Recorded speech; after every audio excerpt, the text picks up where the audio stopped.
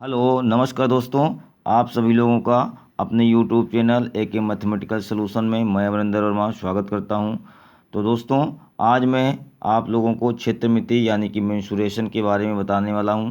तो बहुत अच्छा जो टॉपिक है मेंसुरेशन क्षेत्रमिति, इसके बारे में हम आज आप लोगों को बेसिक बताएंगे। क्षेत्रमिति मेंसुरेशन में क्या होता है, आप बेसिकली इस चीज़ों को कक्षा 6, 7, 8, 9, 10 में पढ़ चुके हैं, लेकिन बहुत अच्छा टॉपिक है, चैप्टर है, जो कंपटीशन में है ना भी आता है। कंपटीशन एग्ज़ाम में भी इससे क्वेश्चन बनते हैं। हर एग्ज़ाम में एक दो क्वेश्चन इससे आते हैं, और हाई स्कूल की बोर्ड एग्ज़ाम, 12th का 6, 7, 8 सब एग्ज़ाम में आते हैं। सब में आपको इस हर क्लास में चैप्टर इसका देखने को मिलेगा। तो आज हम आप लोगों को इसका बेसिक बताते हैं। तो इसके लिए हम क्षेत्रमिति यानी मेंसुरेशन को दो भागों में डिवाइड करते हैं। एक होता है भैया 2D, क्या होता है, एक होता है 2D और एक होता है 3D, है ना। दो क्षेत्रमिति मेंसुरेशन जो है वो दो भागों में हम उसको डिवाइड करेंगे। 2D मतलब 2 डायमेंशनल और 3D मतलब 3 डायमेंशनल। तो 2D में हम लोग किसका अध्ययन करते हैं, 2D में हम लोग वृत्त पढ़ेंगे। क्या पढ़ेंगे, वृत्त पढ़ेंगे। 2D में हम लोग त्रिभुज पढ़ेंगे, ठीक है ना। 2D में हम लोग त्रिभुज पढ़ेंगे, और इसमें हम चतुर्भुजों के बारे में पढ़ेंगे, है ना। वृत्त पढ़ेंगे, त्रिभुज पढ़ेंगे, चतुर्भुज पढ़ेंगे। ये जो चीज़ें हैं इनके बारे में हम पढ़ेंगे 2D में। और 3D में जो आपका है वो बेलन, हम इस बेलन के बारे में पढ़ेंगे, ठीक है ना। और बेलन के बारे में पढ़ेंगे भाई, और शंकु के बारे में पढ़ेंगे, और हम लोग गोले के बारे में पढ़ेंगे। गोला, बेलन, शंकु, इनके बारे में हम लोग पढ़ेंगे। वो हमारा 3D डायमेंशनल कहलाता है ना। इसमें आयतन आयतन निकालना होता है। 2D में वृत्त, त्रिभुज, चतुर्भुज, इनके बारे में हम लोग वर्ग, इसके बारे में 2D में अंतर्गत आता है, इसमें हम पढ़ेंगे।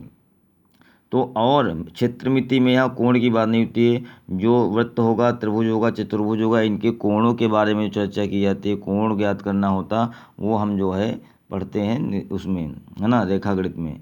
वो आपका रेखागणित में आता है कोण ज्ञात करना। तो जो है 2D में हम लोग इन तीन चार चीज़ों पे चर्चा करेंगे। बिल्कुल आपको बेसिक से बताएंगे। आप लोग पूरा वीडियो देखिएगा अंत तक।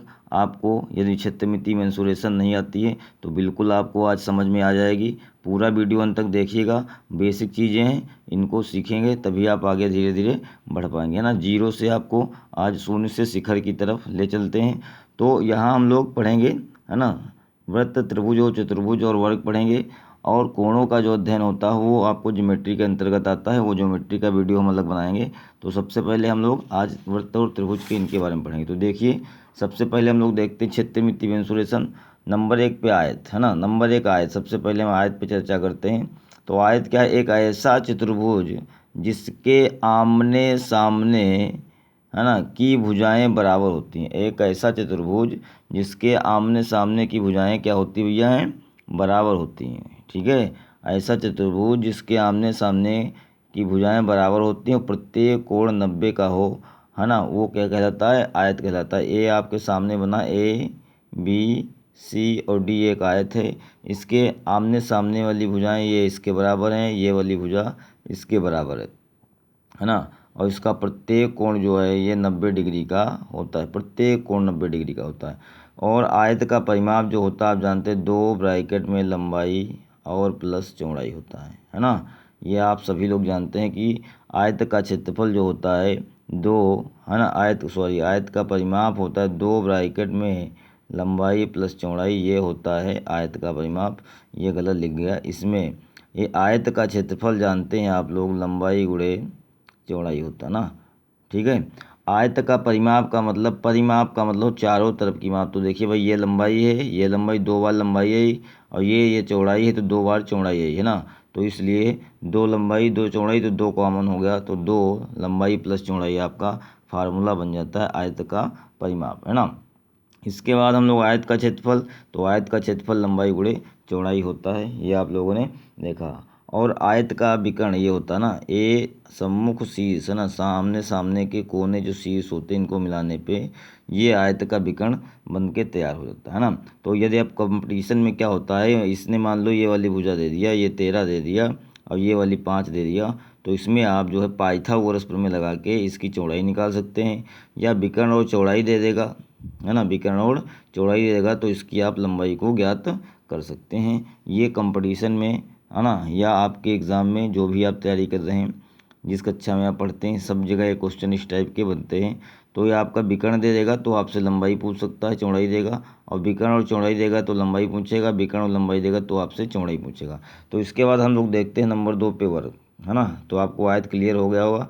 वर्ग एक ऐसा चतुर्भुज, ये सब चतुर्भुज हैं, सब में 4 भुजाएं हैं, है ना। तो एक वर्ग क्या है, एक ऐसा चतुर्भुज जिसकी सभी भुजाएं बराबर हों तथा प्रत्येक कोण समकोण होता है ना। तो वो क्या कहलाता है, वर्ग कहलाता है। ये आपके सामने ABCD एक वर्ग बना है, इसकी चारों भुजाएं क्या हैं, चारों भुजाएं इसकी बराबर हैं। तो वर्ग का परिमाप क्या होता है, वर्ग का परिमाप क्या होता है, वर्ग का परिमाप जो होता है वो 4 गुणे भुजा होता है। क्या, 4 गुणे भुजा होता है। क्यों, क्योंकि वर्ग की चारों भुजाएं बराबर होती हैं, तो चारों को जोड़ लीजिए या 4 से एक भुजा जो है दी उसमें गुणा कर दीजिए, बात वही होगी।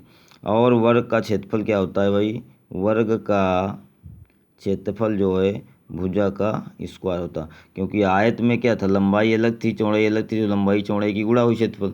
इसमें लंबाई भी उतनी है और चौड़ाई भी इतनी है, तो लंबाई लंबाई 2 बार लिखेंगे तो लंबाई स्क्वायर मतलब ये जितनी ये भुजा होगी उतनी ये भुजा होगी, तो दोनों की गुणा करेंगे तो भुजा गुणे भुजा बराबर, तो ये आपका भुजा स्क्वायर बनता है। ठीक है, इसके बाद हम लोग देखेंगे आगे का, इसके बाद हम लोग देखेंगे समांतर चतुर्भुज। क्या देखेंगे इसके बाद हम लोग, इसके बाद हम लोग देखेंगे समांतर चतुर्भुज। तो समांतर चतुर्भुज एक ऐसा चतुर्भुज जिसका आमने सामने की भुजाएं एक दूसरे के समांतर हों, है ना, एवं बराबर हों। एक ऐसा चतुर्भुज, एक ऐसा चतुर्भुज जिसका आमने सामने की भुजाएं एक दूसरे के समांतर एवं बराबर हों। जैसे ये आपके सामने फिगर बना हुआ है ना। ये आमने सामने की भुजाएं बराबर भी हों और समांतर भी हों, वो होता है आयत सम, है ना। क्या कहलाता है, समांतर चतुर्भुज कहलाता है। और आयत जो है ना, वो भी आयत और वर्ग भी समांतर चतुर्भुज होते हैं, है ना। ये आपको याद रखना, आयत और वर्ग, है ना, भी समांतर चतुर्भुज होते हैं, समांतर चतुर्भुज होते हैं। ठीक है भाई।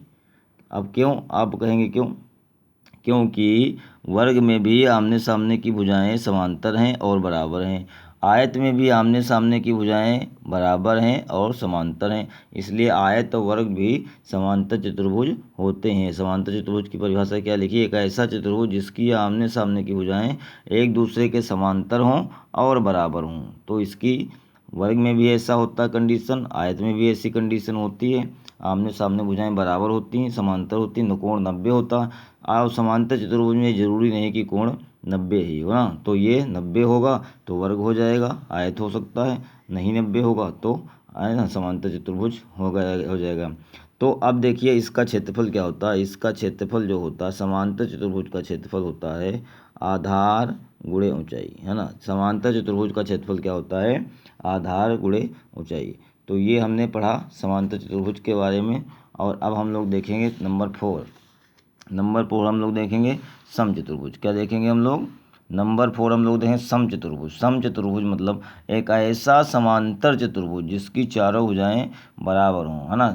ऐसा समांतर चतुर्भुज जिसकी चारों भुजाएं बराबर हों तो उसको हम लोग समचतुर्भुज कहते हैं। समांतर चतुर्भुज का मतलब, समचतुर्भुज का मतलब जिसकी चारों भुजाएं बराबर भी हों और आमने सामने वाली समांतर भी हों तो भी समांतर चतुर्भुज भी कहलाएगा। मतलब ऐसा समांतर चतुर्भुज जिसकी चारों भुजाएं बराबर हो जाएं तो वो समचतुर्भुज कहलाता है। इसका क्षेत्रफल होता है ना समचतुर्भुज, समचतुर्भुज का क्षेत्रफल, समचतुर्भुज का क्षेत्रफल बहुत कम लोग जानते होंगे, इसको ध्यान देंगे, 1/2 गुणे D1 गुणे D2। ठीक है, D1 D2 क्या भाई, इसके D1 D2 इसके विकर्ण है। ये दोनों विकर्ण जो आपके होंगे ABC और D, तो ये जो है आपके जो दोनों AC और BD जो विकर्ण हैं, यही इनकी गुणनफल का आधा। समचतुर्भुज का क्षेत्रफल 1/2 गुणे D1 गुणे D2, मतलब दोनों विकर्णों का गुणनफल का 1/2 का मतलब आधा जब करेंगे तो समचतुर्भुज का क्षेत्रफल आपको प्राप्त हो जाएगा। ठीक है, तो ये समचतुर्भुज था। तो इसमें विकर्ण आप निकालेंगे ना और इसका परिमाप क्या होगा, परिमाप का मतलब चारों भुजाएं जो समान हैं तो 4 गुणे भुजा इसका भी परिमाप हो जाएगा। इसके बाद हम लोग देखेंगे समलंब चतुर्भुज, एक ऐसा चतुर्भुज जिसके सम्मुख भुजाओं का कोई एक जोड़ा समांतर हो। ऐसा चतुर्भुज जिसकी आमने सामने दो भुजाएं ना ये समांतर हों, या तो ये ना समांतर हो तो ये वाली समांतर हो, है ना। एक ऐसा चतुर्भुज जिसके सम्मुख भुजाओं का कोई एक युग्म का मतलब आमने सामने भुजाओं में जोड़ा हो गया ना, तो या तो ये आमने सामने भुजाएं समांतर हों या ये वाली भुजाएं समांतर हों। ए बी सी डी एक समलंब चतुर्भुज है जिसमें ये वाली ए बी समांतर है सी डी के, है ना। ए बी समांतर है सी डी के, यदि ये है ना, और या तो फिर क्या ए डी समांतर होनी चाहिए बी सी के। आमने सामने का ये वाली इसके समांतर हो या ये वाली इसके समांतर हो, कोई एक युग्म मतलब जोड़ा समांतर होना जरूरी है ना, तभी वो समलंब चतुर्भुज कहलाएगा। ठीक है, तो ये समलंब चतुर्भुज था। इसका क्षेत्रफल जो है समलंब, है ना, समलंब चतुर्भुज का क्षेत्रफल जो है वो होता है 1/2 ब्रैकेट में समांतर भुजाओं का योग, समांतर भुजाओं का योग और गुणे बीच की दूरी। ठीक है, समझ गए भैया। समांतर भुजाओं तो इसका मतलब ऐसे कर 1/2 ब्रैकेट में ए प्लस बी और इंटू एच। ए बी क्या है, आमने सामने वाली भुजाएं हैं। एच क्या है, इनके बीच की दूरी ये वाली नहीं है, ए डी दूरी नहीं। दूरी का मतलब सीधे जो भुजा पे लंब डालने पे जो होता है सीधी दूरी, है ना, सीधी जो रेखा खींची जाए ये दूरी है। 90 अंश पे इस बिंदु से बिल्कुल सीधी रेखा खींची जाएगी, तो ये आपकी ए बी सी डी यदि ई लिख दें तो डी ई जो है इन दोनों भुजाओं के बीच की दूरी होगी। डी ई क्या होगी, डी ई जो है इन दोनों भुजाओं के ए बी और सी डी के बीच की दूरी डी ई होगी। तो 1/2 ए प्लस बी मतलब एक ये आमने सामने वाली भुजा, एक ही भुजा ए मानेंगे एक भुजा बी मानेंगे, तो इन दोनों भुजाओं का योग करेंगे और गुणे एच मतलब इनके बीच की दूरी। तो ये जो था समलंब चतुर्भुज का सूत्र था, फार्मूला था क्षेत्रफल निकालने का, है ना। ये हम लोगों ने पढ़ा किसमें, आज हम लोगों ने क्षेत्रमिति मेंसुरेशन के बारे में पढ़ा, और त्रिभुज के बारे में, प्रकारों के बारे में हम आपको अगले वीडियो में बताएंगे। ठीक है ना, तब तक के लिए नमस्कार।